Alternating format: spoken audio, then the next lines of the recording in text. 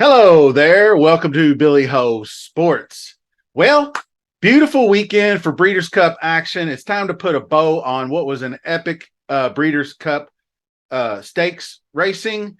Today's podcast, final look at some of the races. I'm not going over all of them, but for both days, but I want to show you some that I thought were particularly outstanding.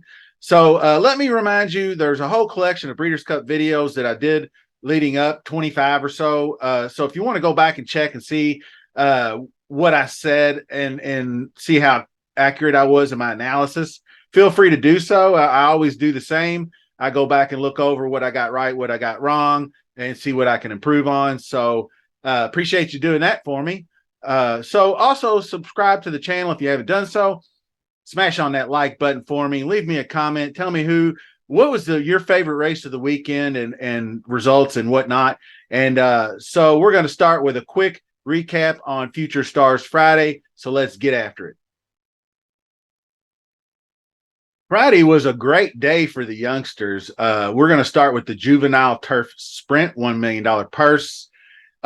Blistering pace all weekend. I didn't realize it, but it definitely just kept coming and coming. So Big Evs, a horse from across the pond in Ireland, came out on top with a terrific run, started out of the gate quickly and managed to keep up a ridiculous pace before separating himself just enough down the stretch to take home the win.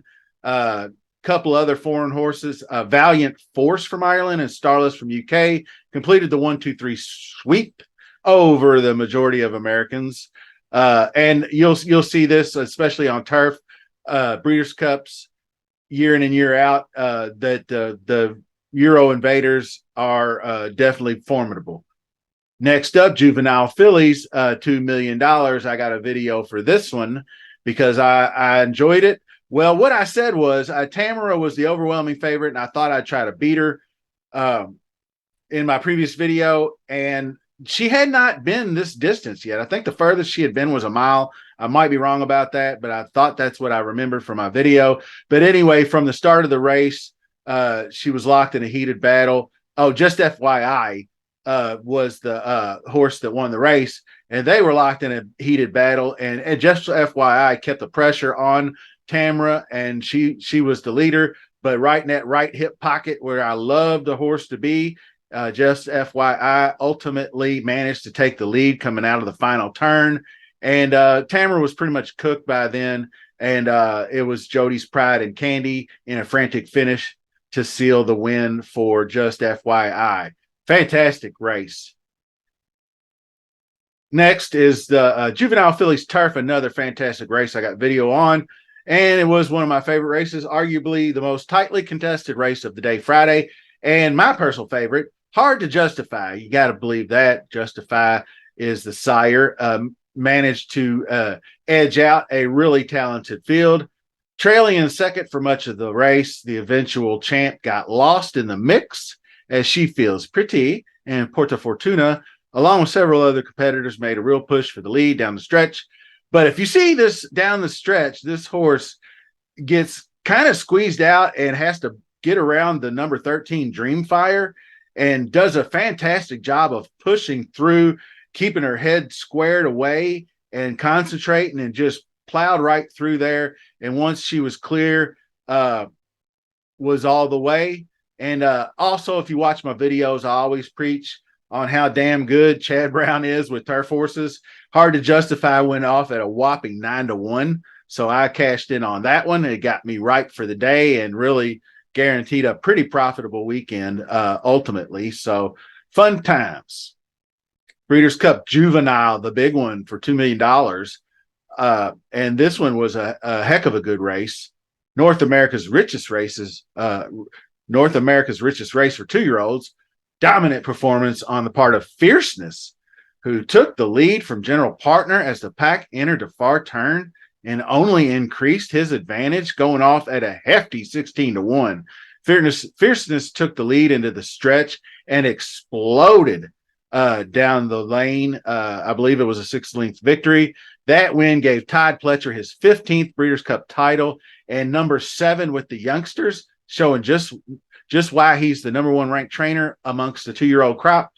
So anyway, I had gone with a Bob Baffert trained Muth, and who ran a valiant race to finish second. The other Todd Pletcher fave, Locked, had an incredible finish, making a blazing move over the final few meters to overtake three other horses to round out that trifecta.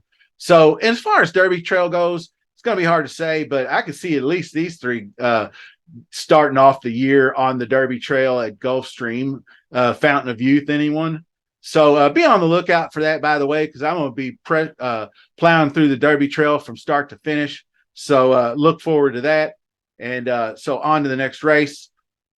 Actually, that'll do it for Friday. Let's jump into Saturday. And I'm just going to start it off with my dude.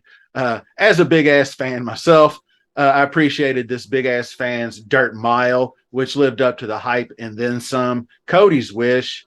Just what a gutsy performance, really. Rallied from last, but that's where he typically runs. Survived a steward's inquiry, coming out, dirt balling it, looked all dirt all over his face and everything down the stretch. I love that picture of him and National Treasure doing battle, and he's got all the dirt all over his fronts. It's just really, really cool. Anyway, so he survives, wins the title, defending his dirt mile for the Breeders' Cup on Saturday. Junior Alvarado, the jock, great job by him. Ran the distance in 1:35.97. 4-5 favorite, only paid a mere 360 to win, but good break from the gate. Moved into position toward the back. National Treasure ran a monster race, I think, and deserves some credit. Got the lead as suspected, set some hot fractions. It was fast AF over the weekend. Some serious opening splits, 22 and a half quarter, 46 half mile. National Treasure looked pretty comfortable on the lead. But then Cody's Wish hits the stretch and was able to track down National Treasure in the stretch. And those two horses bumped a couple of times, triggering the inquiry from jockey Flavian Pratt, but it was not upheld. Cody's Wish nips out the victory, just barely holding up, getting past National Treasure, who, like I said, ran just really, really gutsy race. Not sure where National Treasure goes from here because that was at a mile. So I don't know if he's a sprinter. Is he a distance guy? So anyway, next up, Breeders' Cup Filly Mare Turf, $2 million on the line. In Spiral, came out of nowhere on the outside to overtake Warm Heart and win this Filly Mare down the stretch. In Spiral was much the best horse in the race. Warm Heart got ahead by about a length for a moment, but In Spiral charged hard for the tremendous win.